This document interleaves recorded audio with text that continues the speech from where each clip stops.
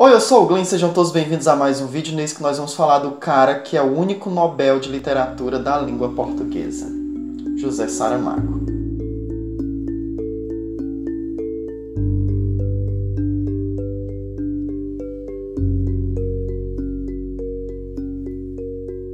Galera, a primeira vez que eu ouvi falar do Saramago foi com aquela história do filme dirigido pelo Meirelles, alguma coisa Meirelles, o cara brasileiro que dirigiu o filme Ensaio sobre a Cegueira. Pois é, que era um filme que tinha aí, né, com atores do mundo todo, inclusive tinha alguns atores brasileiros, mas não era uma produção sobretudo brasileira, apesar de ter algumas cenas ali também gravadas em São Paulo.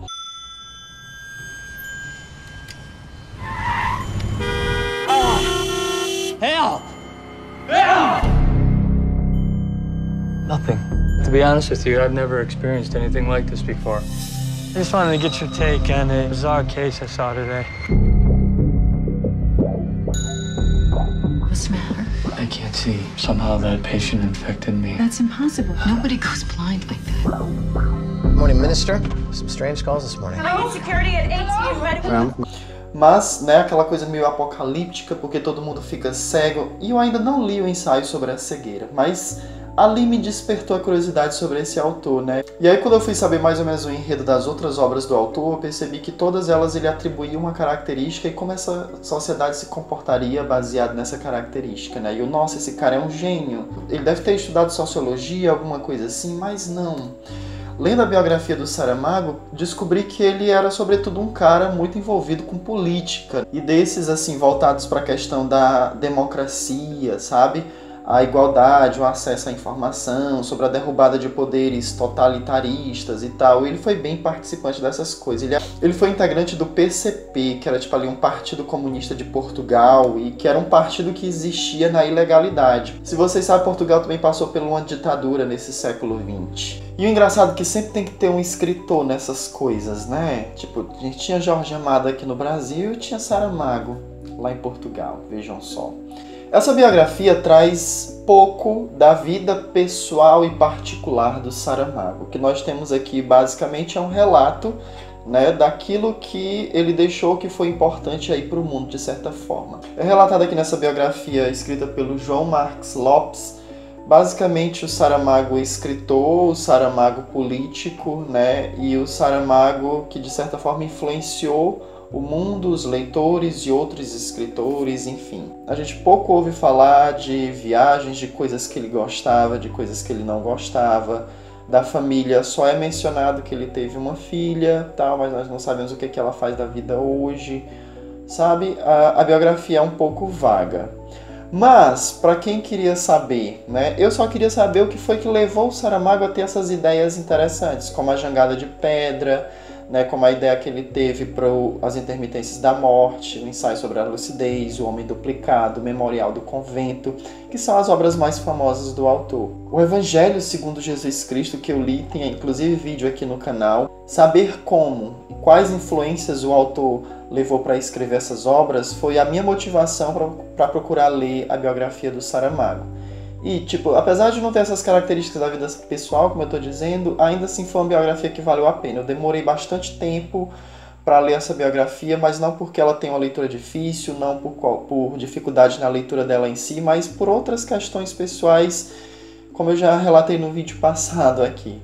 Mas vamos a alguns fatos interessantes, né? O Saramago, por exemplo, é um escritor que diferencia dos outros também, até pela carreira da escrita, porque o Saramago não era o tipo de pessoa que vivia escrevendo, né? Ele escreveu ali um livro em 1947, tipo assim, ele tinha uns 23 anos de idade, né? E esse livro meio que passou batido, né? Quem é você, o cara com 23 anos escreve um livro? Esse livro se chamava Terra do Pecado. E 30 anos depois é que o José Saramago volta a escrever um romance, né?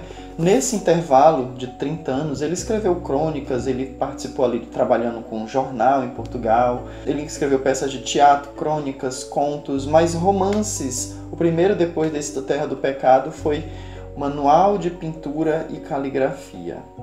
E aí ele escreveu um outro chamado Levantado do Chão, e ele foi realmente contemplado como um escritor, começou a ganhar prêmios quando ele publicou o Memorial do Convento.